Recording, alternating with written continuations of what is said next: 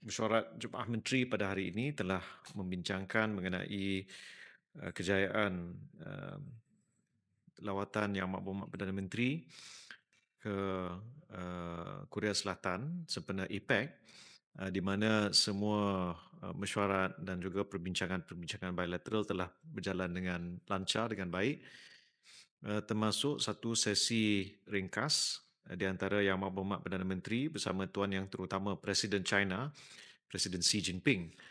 Dan dalam perbincangan ringkas itu, antara yang telah disampaikan kepada Yang Amat Perdana Menteri dari Presiden Xi termasuk penghargaan beliau kerana beberapa kemajuan dalam perbincangan isu perdagangan antara Amerika Syarikat dan China telah dijayakan melalui perbincangan awal delegasi-delegasi